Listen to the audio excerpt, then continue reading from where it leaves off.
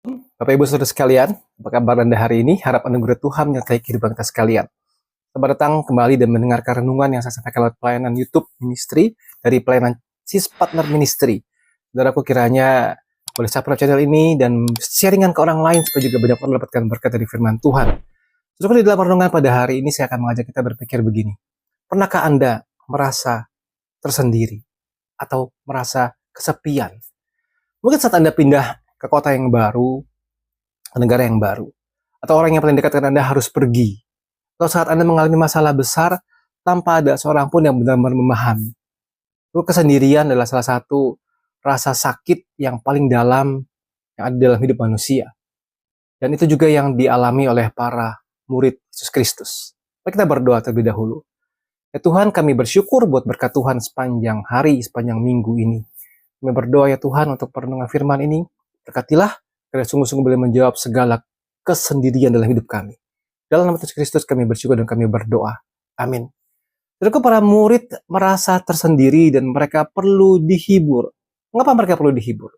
Karena Yesus berkata, Yesus akan pergi. Yohanes 14 ayat 15. Kalau kamu mengasihi aku, kamu akan menuruti segala perintahku. Ayat 18. Aku tidak akan meninggalkan kamu sebagai yatim piatu, aku datang kembali kepadamu. Ayat 28. Kamu telah mendengar bahwa aku telah berkata kepadamu, aku pergi tetapi aku datang kembali kepadamu. Sekiranya kamu mengasihi aku, kamu tentu akan bersuka cita karena aku pergi kepada Bapakku, sebab Bapa lebih besar daripada aku. Seluruh pasal 14 dari Injil Yohanes adalah satu pidato perpisahan. Terus berkata dengan terus terang, aku pergi. Murid-murid akan kehilangan sosok yang selama 3 tahun setengah menemani mereka, mengajar, melindungi mereka. Saudara, kita juga bisa merasakan kehilangan di dalam hidup. Orang tua yang meninggal, sahabat yang menjauh, atau bahkan saat kita merasa Tuhan jauh dan tidak menjawab kita. Tidak menjawab doa-doa kita. Dalam konteks itu kita melihat bahwa dunia juga membenci para murid Yesus Kristus. Yohanes 17 ayat 14. Aku telah memberikan firman-Mu kepada mereka dan dunia membenci mereka. Dan mereka bukan dari dunia. Sama seperti aku bukan dari dunia. Saudara bayangkan bahwa Yesus tidak pernah menjanjikan hidup yang mudah. Dunia akan membenci murid-murid karena mereka bukan bagian dari dunia. Mereka akan mengalami penganiayaan, penolakan, dan kesulitan. Dalam situasi yang akan ditinggal, tersendiri juga akan mengalami penganiayaan, penolakan, dan kesulitan. Saudaraku, iman yang sejati tidak selalu berjalan di jalan yang mulus. Ada tantangan, ada tekanan, ada harga yang harus dibayar untuk mengikut Kristus. Dan kondisinya adalah para murid lemah dan terbatas. Petrus akan menyangkal Yesus. Semua murid lain lari saat Yesus ditangkap. Mereka tidak memiliki kekuatan sendiri untuk bertahan. Murid-murid butuh penghibur. Bukan karena mereka kuat, bukan karena mereka lemah. Roh Kudus diberikan bukan untuk orang-orang hebat, tapi untuk orang-orang yang mengaku butuh pertolongan. Terus siapakah penghibur itu? Parakletos, istilah yang kaya makna ayat yang ke-16. Aku akan minta kepada Bapa, ini akan memberikan kepadamu seorang penolong yang lain, supaya menyertai kamu selama-lamanya. Kata parakletos dalam bahasa Yunani itu susah diterjemahkan dengan satu kata. Di situ ada penghibur, comforted, menghibur orang-orang yang berduka. Ada makna penolong, helper, membantu yang lemah. Ada makna pembela, advocate, membela yang dituduh. Ada makna pengacara, counsel for defense, mendampingi di pengadilan. Nah, pesan utamanya adalah Roh Kudus tidak hanya datang untuk menyenangkan hati kita. Roh Kudus datang untuk membela, menolong, dan memperjuangkan kita. Itu luar biasa sekali, saudara. Ada penghibur yang lain, dikatakan ayat 16. Kau minta kepada Bapa yang akan memberikan kepadamu penolong yang lain supaya menyertai kamu selama-lamanya. Kata lain di sini dalam bahasa Yunani adalah alan, yang berarti lain tetapi sama jenisnya. Ya, bukan berbeda jenis. Maksudnya adalah Roh Kudus itu pengganti yang setara dengan Yesus Kristus. Bukan pengganti yang lebih rendah. Tapi justru melanjutkan karya Yesus dalam cara yang lebih intim. Sehingga saudara, engkau dan saya yang saat ini ada, kita tidak perlu berkata begini, aduh sayang sekali ya, saya tidak hidup di dalam zaman Tuhan Yesus. Tidak perlu. Kenapa? Karena Roh Kudus yang tinggal di dalam diri Anda dan saya saat ini sama hebatnya dengan Yesus yang berjalan di Galilea pada waktu itu. Roh penghibur dan juga roh kebenaran 14 ayat 17. Yaitu roh kebenaran. Dia tidak dapat menerima dia sebab dia tidak melihat dia dan tidak mengenal dia, tetapi kamu mengenal dia, sebab ia menyertai kamu dan akan diam di dalam kamu. Roh Kudus disebut roh kebenaran. Kenapa? Karena ia akan mengajarkan kebenaran tentang Yesus. Ayat yang ke-26. Penghibur, itu Roh Kudus, akan diutus oleh Bapa dalam namaku. Dialah yang akan mengajarkan segala sesuatu kepadamu, akan mengingatkan kamu akan semua yang telah kukatakan kepadamu. Dia mengajarkan kebenaran tentang Yesus. Dia memimpin kita ke dalam seluruh kebenaran. Ayat yang ke-26 juga sama. Penghibur, Roh Kudus yang diutus oleh Bapa, dia akan mengajarkan segala sesuatu dan mengingatkan kamu akan segala sesuatu yang kukatakan kepadamu. Memimpin kita kepada seluruh kebenaran dan membuka mata rohani kita untuk memahami firman Tuhan. Dia tidak bisa menerima roh kebenaran karena dunia tidak melihat dan tidak mengenalnya. Orang yang tidak percaya mungkin menganggap pengalaman Roh Kudus sebagai omong kosong.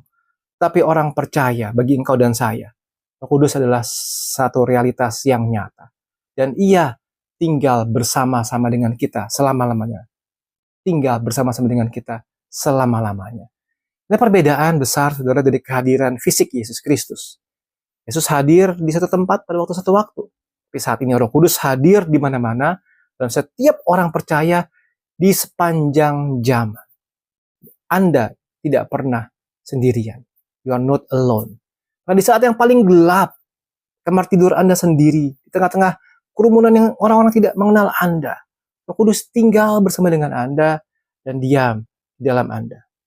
Saudara, ada 3 janji tentang Roh Kudus yang bisa kita lihat pada saat ini. Pertama adalah janji kehadiran yang tidak pernah berakhir.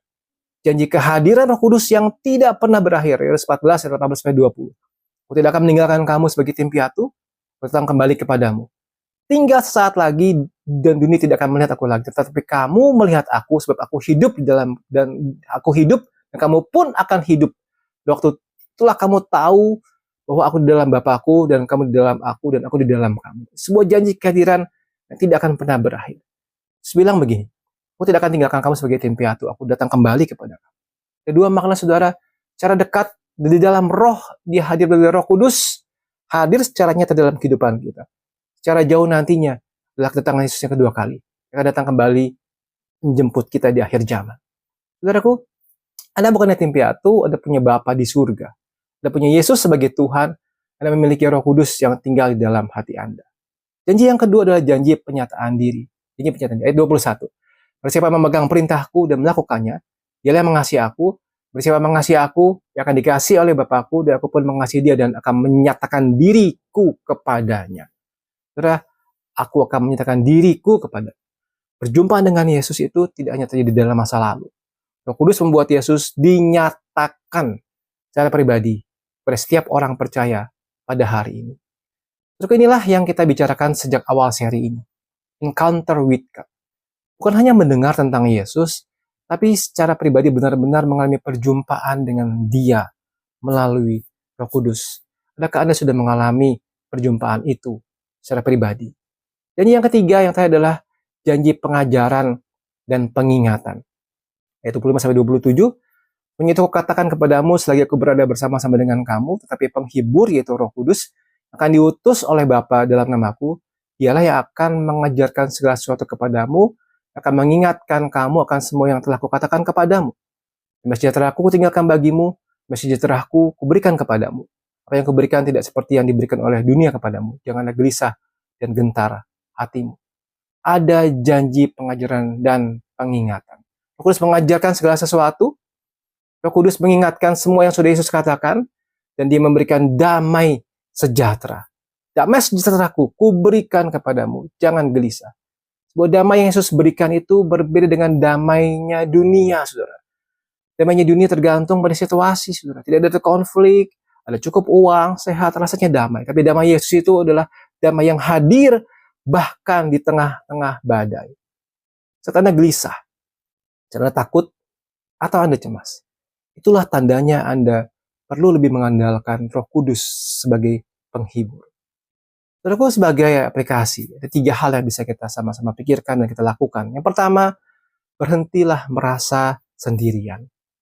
Anda mungkin kesepian secara sosial, Anda mungkin tidak punya banyak teman, tapi Anda tidak pernah sendiri secara rohani. Roh Kudus tinggal di dalam Anda. Pertanyaannya adalah, apakah hidup Anda hidup seolah-olah Anda sendirian? Atau Anda sadar bahwa Roh Kudus selalu menyertai setiap langkah Anda? Saudara, yang kedua aplikasinya adalah begini. Mari kita mulai peka mendengarkan suara Roh Kudus. Terus berbicara melalui firman yang diingatkan. Maka baca firman setiap hari. Hati nurani yang tajam. Nasihat saudara-saudara seriman atau hamba Tuhan. Oleh ketenangan yang aneh, di tengah-tengah segala kekacauan ada satu ketenangan. Pertanyaannya begini saudara. Apakah Anda peka terhadap suara atau bisikan Roh Kudus? Atau Anda hanya mengandalkan logika dan perasaan sendiri saja? Saudara, yang ketiga aplikasinya begini. Terimalah damai. Damai yang tidak tergantung situasi. Damai Yesus itu bukan berarti tidak ada masalah. Damai Yesus adalah sebuah kemampuan untuk tetap tenang karena tahu bahwa Allah memegang kendali. Pertanyaannya adalah begini. Apakah damai Anda mudah goyah saat masalah datang? Minta Roh Kudus memenuhi Anda dengan damainya. Saudaraku, konteks para murid, Yesus akan pergi. Konteks para hidup kita saat ini, Yesus secara fisik sudah tidak ada. Dia tidak tinggalkan kita sendirian. Dia memberikan penghibur yang lain, yaitu Roh Kudus. Yang tinggal bersama kita selama-lamanya. Roh Kudus mengajar, mengingatkan, membela, memberikan damai yang tidak tergantung situasi.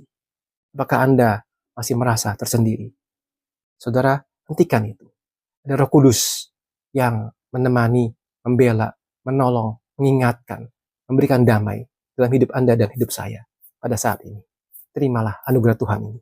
Mari kita berdoa. Tuhan, kami mengucap syukur karena dalam hidup di dunia yang penuh dengan kesulitan dan musuh-musuh yang tidak menyukai kami sebagai orang-orang percaya. Dalam hidup yang seperti ini, ada Roh Kudus yang pernah Yesus janjikan, sudah di dalam hati kami pada saat ini, memberikan kami satu damai sejahtera yang besar dalam hidup kami. Ya Tuhan, ajar kami terus bersandar kepada Tuhan dan sungguh-sungguh memiliki relasi yang intim dengan Tuhan secara pribadi. Berkatilah hidup kami ya Tuhan. Terima kasih untuk seluruh anugerah Tuhan pada saat ini. Dalam nama Tuhan Yesus Kristus, kami bersyukur, kami berdoa. Amin. Tuhan menolong kita sekalian, Tuhan Yesus memberkati. Amin.